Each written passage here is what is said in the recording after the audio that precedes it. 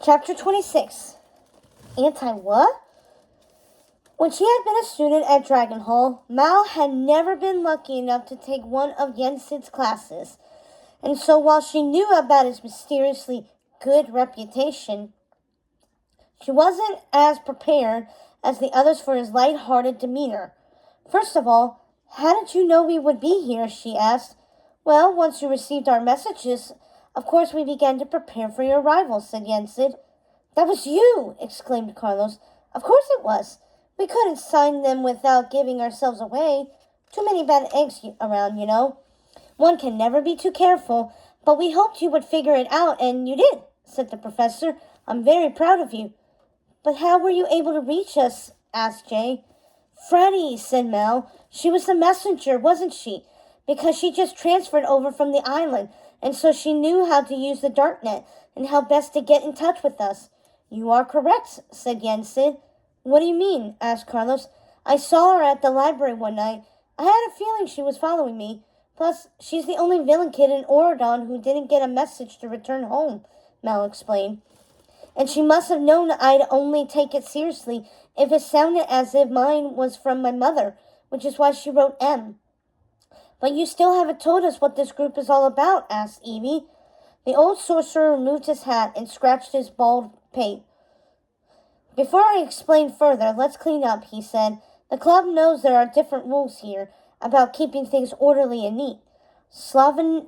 Slovenliness is a hard habit to break, but they're trying." "Here, let me," said Aunt Mal, gathering the plates while Evie grabbed the cups and the boys wiped their table with napkins. Mal tossed the plates into the trash and looked up to see a group of younger kids staring at her with a worshipful look on their faces. "What you did in Oridon, we think it was awesome," Hades' blue-haired son whispered. "It really was," agreed Big Murph. "So cool," piped in Eddie with a snaggle-toothed smile just like the one his father used when he was intent on drowning Duchess and her kittens. Soon an admiring crowd had gathered around her, and Mal noticed similar groups were forming around Evie, Carlos, and Jay as well. "You guys really think so?" she asked them. "That what we did at the coronation was awesome?" "Of course," Hermie Bing squealed, sounding just like an elephant in her father's old circus. For a moment, Mal believed they were all excited and impressed because she was the baddest in the land. But it soon became clear that it was just the opposite. All they wanted to talk about was how good she'd become. Mal couldn't get over how wrong she and the other villain kids had been about the club. "Wait a minute. I thought everyone was scared of me because you guys think I'm worse than my mother," she said, holding up her hands. "Oh, we are scared," said Harry. "Totally scared to find out that the power of good is stronger than the power of evil." "Wait, so you guys aren't angry at me?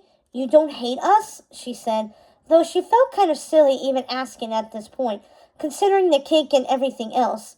The babble of excited voices rose in indignation. "No, not at all. We love you guys. What is she talking about? She's been gone, remember? She doesn't know things have changed." "We want to be you. We want to learn how to do what you did," said Big Murph earnestly. "We want to learn how to be good too. See, when we saw what the four of you accomplished, we realized that we don't have to do what our parents want us to do," said Katie. "Though, admittedly, it might be a little harder for me, considering, but I want to be different."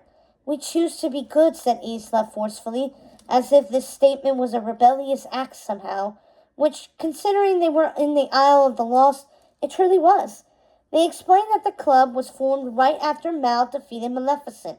The island's misfits, many of whom had already failed Lady Tremaine's evil schemes class, and sometimes surreptitiously helped hobbled goblins cross the street rather than kicking them to the curb, realized that they were drawn to goodness rather than evil.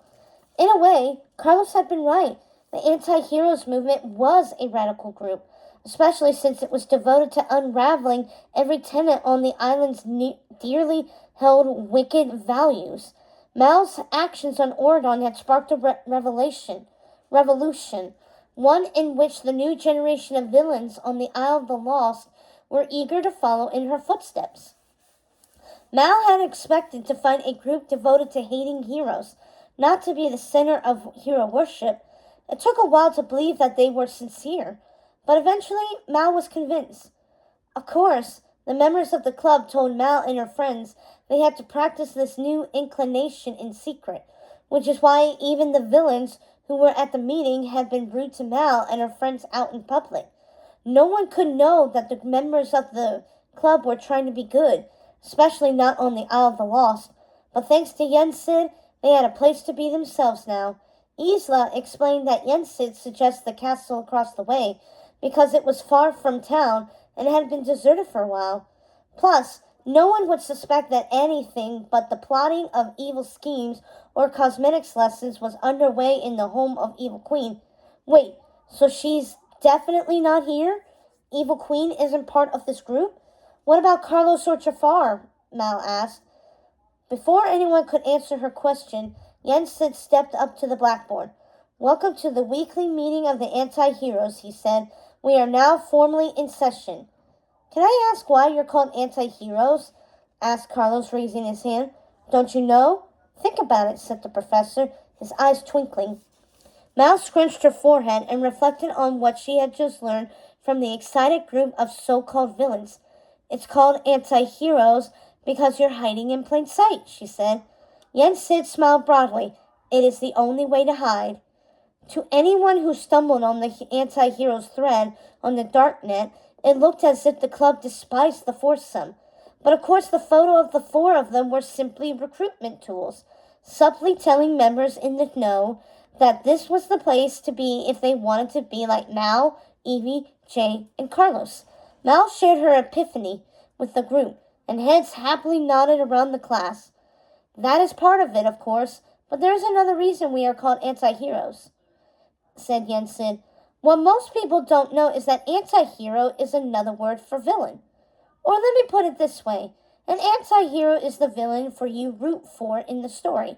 An anti-hero is a hero who isn't perfect.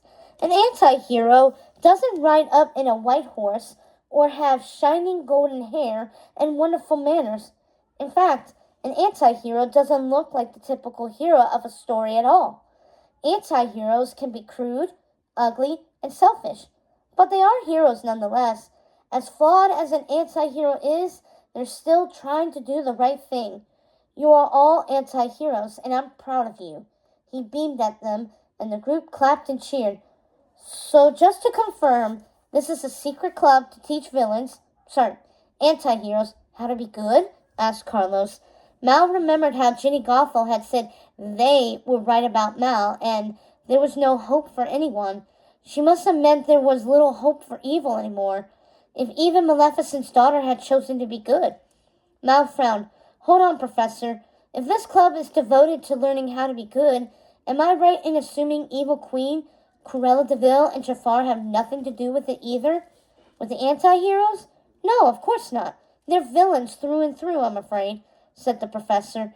But speaking of the villains, it is very fortunate you understood our message to return to the island, as we desperately need your help in locating and outwitting them.